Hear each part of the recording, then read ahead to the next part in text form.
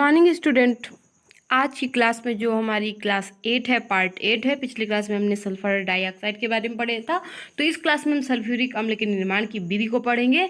तो इस क्लास में हम संपर्क विधि द्वारा सल्फ्यूरिक अम्ल के निर्माण को पढ़ेंगे, उसके उपयोग, भौतिक गुण, रासायनिक गुण के बारे में पढ़ेंगे। अगली क्लास में हम पढ़ेंगे सल्फ्यूरिक अम्ल के ही निर्माण की शीश कक्ष विधि को। तो चलिए हम पढ़ लेते हैं इस क्लास में संपर्क विधि द्वारा सल्फ्यूरिक अम्ल का निर्माण।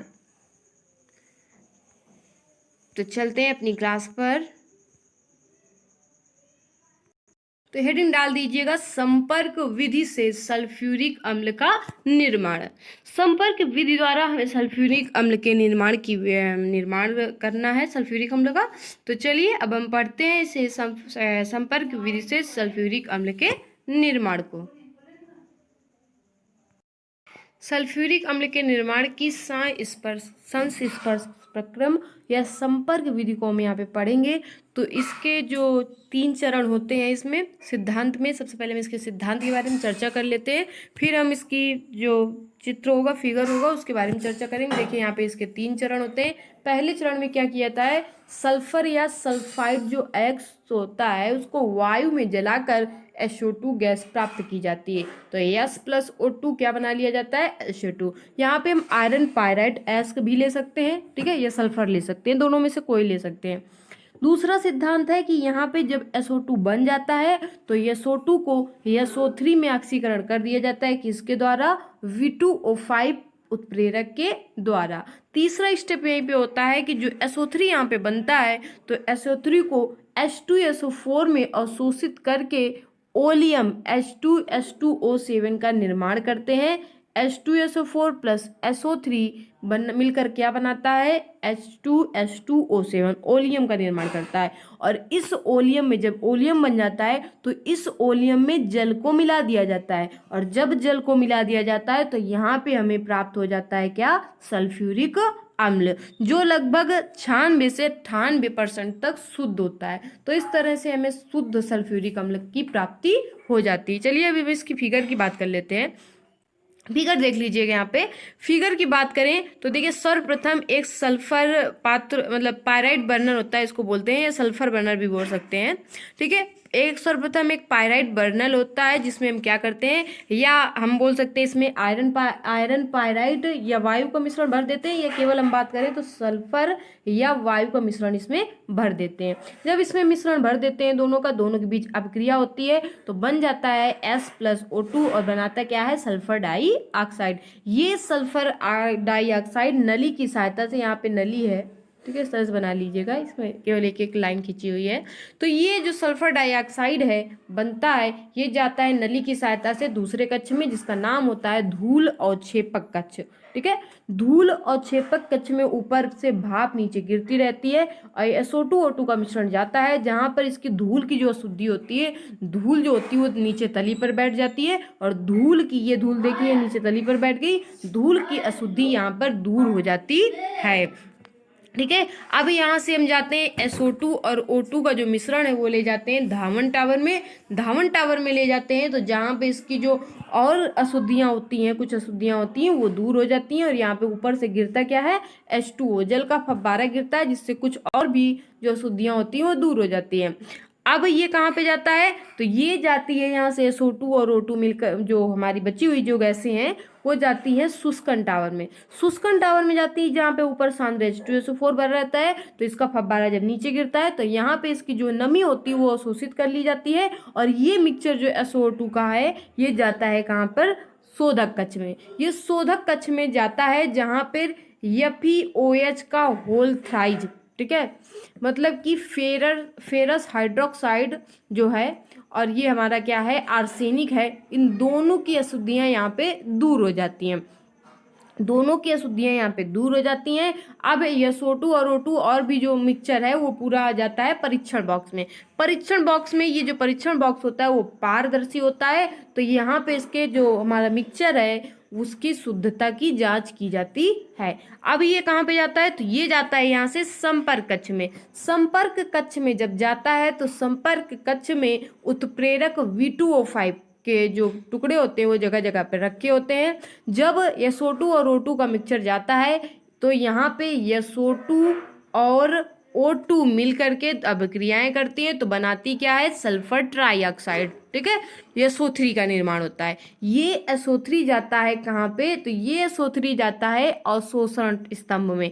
अवशोषण स्तंभ में जाता है जहाँ पे ऊपर भरा रहता है H2SO4। ठीक है, उसका फव्वारा चलता है। तो नीचे से जब ये SO3 जाती है, ऊपर से फव्वारा चलता है, दोनों के बीच में अपक्रिया होती है तो ये मिलके निर्माण करती है किसका, ओलियम का। यहाँ से देख लीजिए SO3 प्लस H2SO4 दोनों की अपक्रिया होती है, बनता क्या है H2H2O7। देख लीजिए, काउंट कर लीजिए, 4O 3O O7। H2 कितने हैं, तो H2 है। ठीक है, और H2 हमारा कितना, एक ही है। तो इस तरह से SO3 और H2SO4 आपस में मिलकर किसका निर्माण कर लेते हैं, ओलियम का।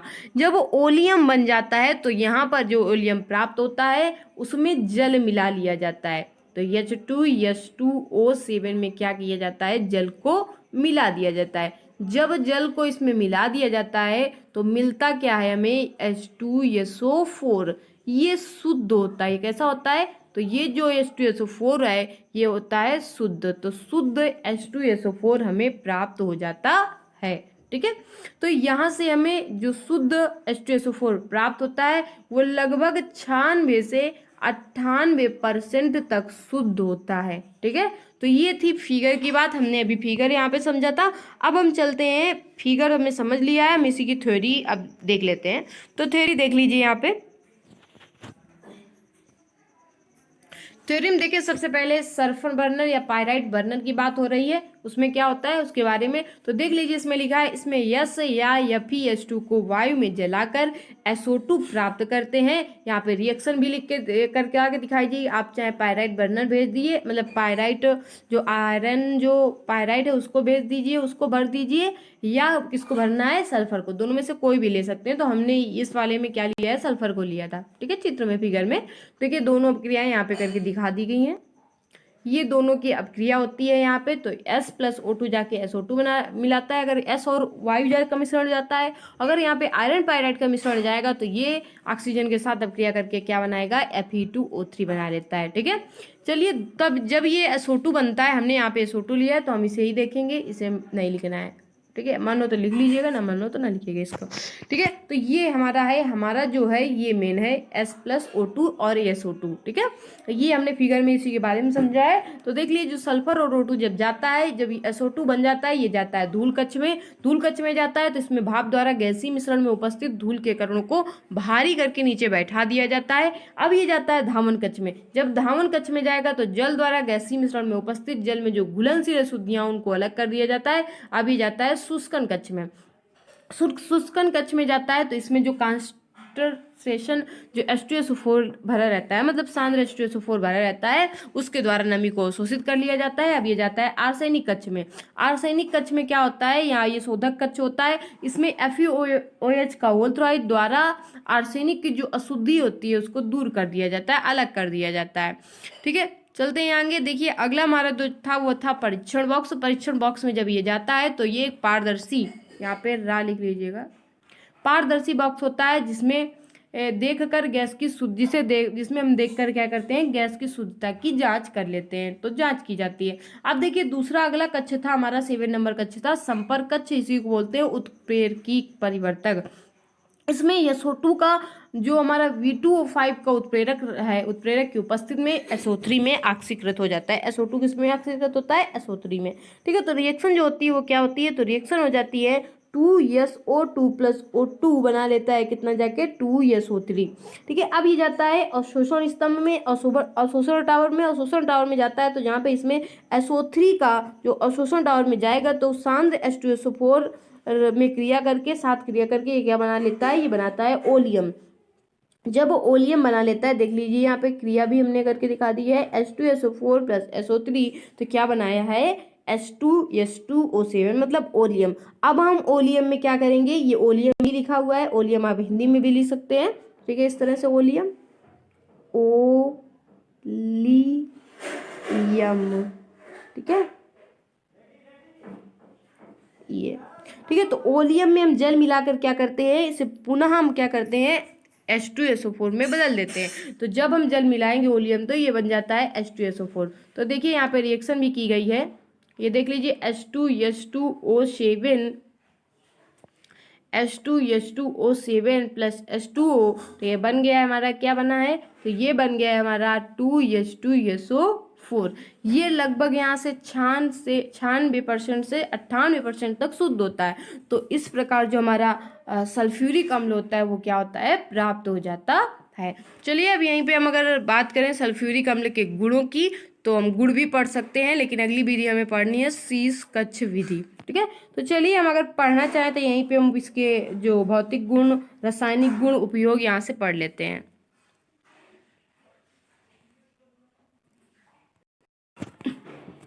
देखिए सल्फ्यूरिक अम्ल के रासायनिक और भौतिक गुणों की बात करें तो पहले हम भौतिक गुण पढ़ेंगे, फिर रासायनिक गुण। तो चलिए पहला भौतिक गुण हम पढ़ लेते हैं। पहला भौतिक गुण क्या होता है कि जब सल्फ्यूरिक अम्ल शुद्ध अवस्था में होता है तो ये रंगहीन द्रव के रूप में पाया जाता है। दूसरी बात करें कि सल्फ्यूरिक अम्ल को गंधक का तेजाब भी कहा जाता है। तीसरा नंबर हमारा क्या है, जब ये अशुद्ध अवस्था में होता है तो यह हल्के पीले रंग का होता है, ठीक है, द्रव के रूप में पाया जाता है। अगले नंबर की बात करें तो इसका जो घनत्व होता है वो लगभग होता है 1.84 ग्राम प्रति मिली होता है। इसका क्वथनांक बिंदु होता है 337 डिग्री सेल्सियस होता है, और इसका जो गलनांक बिंदु होता है वो लगभग होता है 10 सेंटीग्रेड होता है, ठीक है। इसका जो क्वथनांक बिंदु होता है सल्फ्यूरिक अम्ल का वो होता है 337 सेंटीग्रेड, और इसका जो गलनांक बिंदु होता है वो होता है 10 सेंटीग्रेड। सल्फ्यूरिक अम्ल क्या करता है, जल में घुलकर अत्यधिक मात्रा में ऊर्जा प्रदान करता है। ये जो होता है सल्फ्यूरिक अम्ल, ये उच्च श्यानता वाला द्रव होता है। यह एक उच्च और द्विध्रुवी, ठीक है, यह एक उच्च और द्विध्रुवी अम्ल होता है, ठीक है। तो ये थे सल्फ्यूरिक अम्ल के कुछ भौतिक गुण। और हम कुछ रासायनिक गुण की बात कर लेते हैं। तो देखिए पहला रासायनिक गुण हमारा क्या है उसको हम पढ़ते हैं। पहला रासायनिक गुण है ये हमारा। तो देखिए यहाँ पे रासायनिक गुण में क्या बताया गया है, गर्म सांद्र सल्फ्यूरिक अम्ल कापर को कापर सल्फेट में ऑक्सीकृत कर देता है। यहाँ पे ऑक्सीकृत लिखा हुआ है, यहाँ पे लिख दीजिएगा ऑक्सीकृत, ठीक है। तो कापर को कापर सल्फेट में ऑक्सी, यहाँ पे बड़ी सी बना लीजिएगा, इसे काट दीजिएगा, ठीक है। तो ऑक्सीकृत कर देता है। यह क्रिया निम्न प्रकार संपन्न होती है, ठीक है। तो देख लीजिए कॉपर को ये सल्फ्यूरिक अम्ल किसमें ऑक्सीकृत कर देता है, कॉपर सल्फेट में। देखिए यहाँ पे हमने कॉपर ले लिया, यहाँ पे 2H2SO4 मतलब कि हमने सांद्र सल्फ्यूरिक अम्ल के 2 अणु ले लिए। तो देख लीजिए एक हमें SO4 यहाँ पे मिलता है तो बन जाता है कॉपर सल्फेट।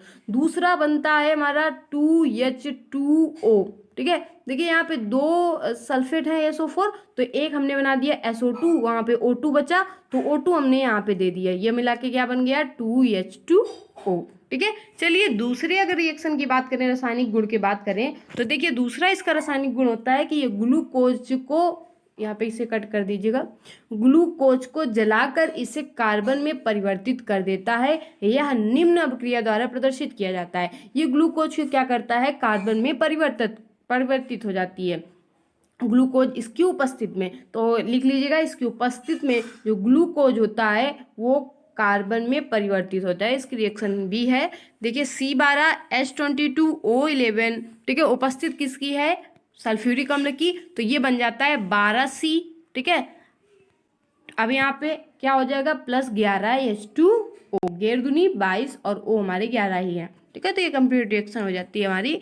तीसरा इसका जो रासायनिक गुण है उसकी बात कर लेते हैं। तीसरा रासायनिक गुण कौन सा है, यहाँ पे तीसरा नंबर डाल दीजिएगा, एक मिनट, तीसरा नंबर डाल लीजिएगा, वहाँ पे दूसरा डाल लीजिएगा। सांद्र सल्फ्यूरिक अम्ल की क्रिया जब कैल्शियम फ्लोराइड से की जाती है तो यह कैल्शियम फ्लोराइड से हाइड्रोजन फ्लोराइड बाहर निकालता है। यह अभिक्रिया निम्न है, देख लीजिए CaF2 प्लस H2SO4, तो बनाता क्या है CaSO4 plus 2HF hydrogen fluoride, और ये क्या बनाया है कैल्शियम सल्फेट। जब ये कैल्शियम फ्लोराइड जो है जो सल्फ्यूरिक अम्ल के साथ जब क्रिया करता है तो बनाता क्या है कैल्शियम सल्फेट बनाता है और हाइड्रोजन फ्लोराइड बनाता है, ठीक है। तो इस तरह से ये हमारी जो 3 अभिक्रियाएं थी रासायनिक गुण। आगे हम उपयोग के बारे में पढ़ लेते हैं। तो देख लेते हैं सल्फ्यूरिक अम्ल के उपयोग। हेडिंग डाल दीजिएगा सल्फ्यूरिक अम्ल के उपयोग। ठीक है, यहाँ पे हेडिंग डाल दीजिएगा सल्फ्यूरिक अम्ल के उपयोग। चलिए आगे पढ़ते हैं हम। इसका जो पहला उपयोग लिखा हुआ है, यहाँ पे लिखा है इसका उपयोग उर्वरक के रूप में किया जाता है। इसमें अमोनिया सल्फेट, चूने के सुपर फास्फेट आदि उर्वरकों का निर्माण किया जाता है। ठीक है, तो इसमें अमोनियम लिख दीजिएगा, अमोनियम सल्फेट, चूने के सुपर फास्फेट आदि उर्वरकों का निर्माण किया जाता है। दूसरे अगर इसके उपयोग की बात करें तो यह अम्ल कार्बनिक यौगिकों के निर्माण के साथ साथ नाइट्रोसेलुलोज उत्पादों को भी बनाने में सहायक होता है। तीसरे अगर इसके उपयोग की बात करें तो सल्फ्यूरिक अम्ल से कई प्रकार के रसायन जैसे नाइट्रिक अम्ल, फास्फोरिक अम्ल आदि को बनाया जाता है। तीसरा इसका जो गुण है वो क्या है, तो देखिए यह एक महत्वपूर्ण प्रयोगशाला अभिकर्मक के रूप में भी प्रयोग किया जाता है। इसका उपयोग सीसा संचायक सेलों में भी किया जाता है। सांद्र नाइट्रिक अम्ल जो HNO3 और सल्फ्यूरिक अम्ल H2SO4 के मिश्रण को विस्फोटक के रूप में भी प्रयोग किया जाता है। जैसे कौन सा, TNT। ठीक है, डायनामाइड, TNT मतलब टाई नाइट्रोटालुइन, और डायनामाइट के निर्माण में भी इसका प्रयोग किया जाता है। ठीक है, तो मतलब इसके उपयोग थे। अब यहीं से हमारे उपयोग जो होते हैं वो भी फिनिश होते हैं। और ये हमारी सल्फ्यूरिक अम्ल जो कि जो हमें भौतिक रासायनिक गुण और जो हमने क्या है उपयोग इसी क्लास में पढ़ लिया है। तो अगली क्लास में हम इसी की शीर्ष कक्ष के निर्माण की विधि के बारे में पढ़ेंगे। लेकिन हम भौतिक गुण, रासायनिक गुण और उपयोग इस क्लास में पढ़ चुके हैं। सेम यही गुण हमें उसमें भी लिखना है। तो सल्फ्यूरिक अम्ल का जो भौतिक गुण है, रासायनिक गुण है, उपयोग है, वो अगली क्लास में नहीं पढ़ाया जाएगा। अगली क्लास में आपको केवल शीर्ष कक्ष विधि के बारे में पढ़ाया जाएगा। ठीक है, तो चलिए यहीं से जो क्लास होती है हमारी फिनिश होती है।